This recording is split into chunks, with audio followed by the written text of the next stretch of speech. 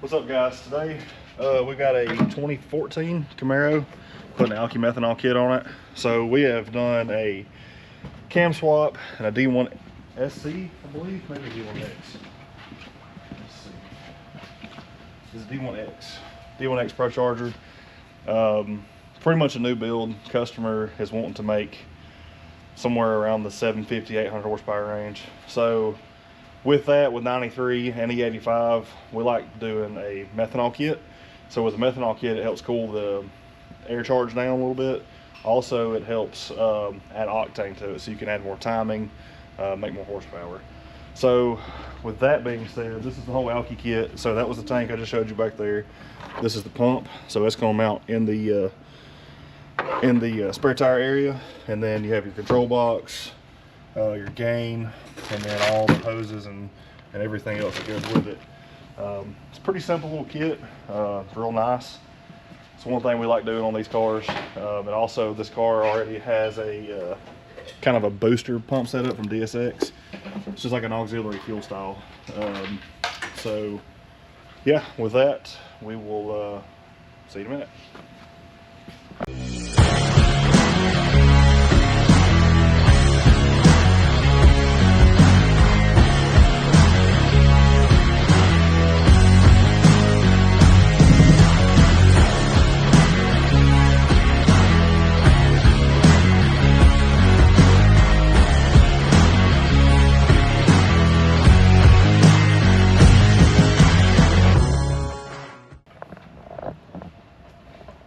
Check in on Brooks, see how he's doing. So, what all have you got done so far? Well, right now that's the flow valve, or the flow valve. So tank's mounted. Got nut certs in on the straps. Got a nut cert in right here. The ground for the sending unit coming out here. Grounded there. Ground coming out of that for the controls for the pump. Now I've got to finish running the rest of the wiring. The front, tee in the control valve right here, tuck all of it, secure it, and then the rest of the wiring and hose. It's going to go up through, come down. Come with me. Grab my light right here.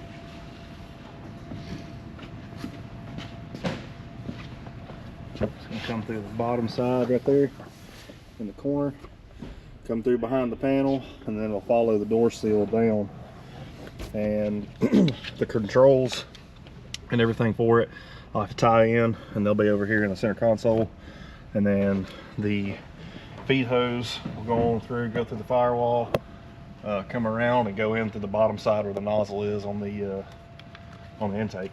And then after that, it'll be finishing the wiring up in the control box and dialing it in, make sure it works good, and then after that it will be done.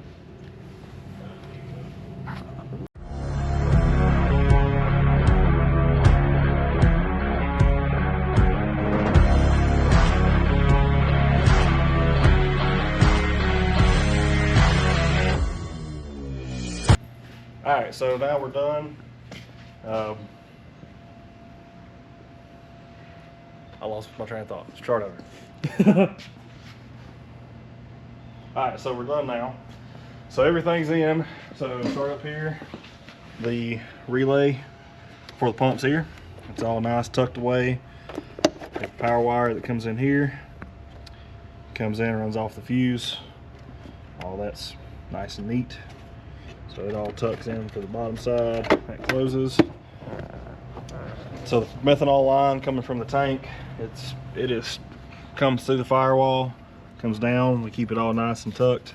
Comes in the back side of the radiator, comes around, and there's the nozzle. So we drill for the nozzle, put it in, red Loctite it, keep it from coming out. So all the wiring we've hidden in the back side of here. Cannot see any wiring. Everything is tucked. It's all nice, neat, and clean. You have two lights here. This is the low light. You can come around and see. So I can key on for you, show you. So you have a low level light, and then the other light is showing that system is ready. that all works. We always opt to try to hide the controllers so they're not hanging around your feet, kicking them, accidentally knocking, turning the knob so it's wrong. Because after you tune these cars, you really have to make sure everything stays dialed in, because if not, you go lean, you have bad things happen. Motors come apart. So usually we take and try to hide them inside here so it can't get knocked around. It all stays right there. We come around to the back side. And here's the final install. Pumps mounted, tanks mounted. We use nutserts in the frame, or in the body itself, to hold everything down. We do not use self tappers. The only thing we use self tappers on these kits is the pump body, because the rubber washers and grommets they supply with it, it's really hard to align everything, and we've not had any problems with that vibrating loose, have any issues like that. But we try to make these kits as nice as possible, especially for the money these customers spend. We always want to make sure that all our lines are tight, no leaks. We pressure test everything before we run it on the dyno. Make sure everything is, like I said, finalized, tightened, and no problems. Now, can you explain to everybody what the methanol kit is actually used for? So the methanol kit's used for two things. It's used to add an octane, and it's used to cool the intake air charge. These cars, you have problems with high intake air temperatures. So the one thing you really want to do is try to cool that air down. Methanol does I can't really talk, but methanol helps cool the air charge down. As it cools the air charge down, you gain more horsepower. Also, the thing too is, at a certain point, you're limited on E85. So you really need that extra fuel to help keep something from detonating. So detonation is the number one cause of cars coming apart 9 times out of 10. It goes lean. When it goes lean, everything gets hot, melts stuff, breaks stuff. So what all's been done to this car to justify okay, so all of that? It's got a D1X ProCharger. Customer is shooting for 750 horsepower. Here at Bryant Brothers at 93 octane, we try to stop and keep it safe at 600. You can go up in horsepower from there. Usually 750. The customer probably would have been okay on E85, but just to have that extra cushion to keep the motor from exploding, we always like adding a methanol kit. It's a whole lot cheaper to put a methanol kit in than it is to build a motor and put back together. We always like just to try to do the best we can with them just to keep them alive, but they do really well. It's kind of hard to explain. I mean, I'm not real good at this. I mean, I'm sure you'll know this by now. As y'all see these videos and you start seeing how I talk, I'm not real good in front of cameras, so I'll try to do my best to explain it. If I can't explain it real well, Clay can. And I approve this message. But yeah, I mean, it's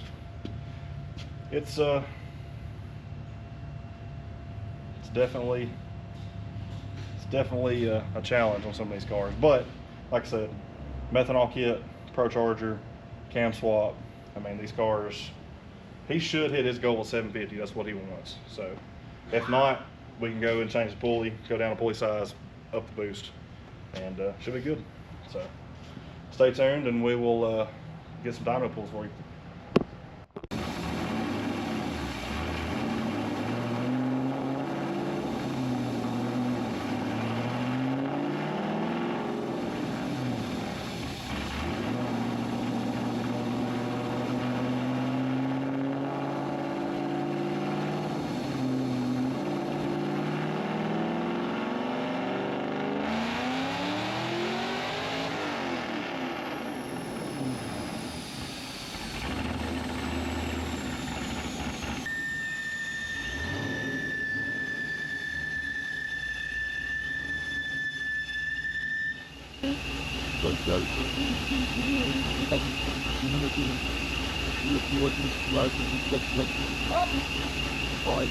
On 93?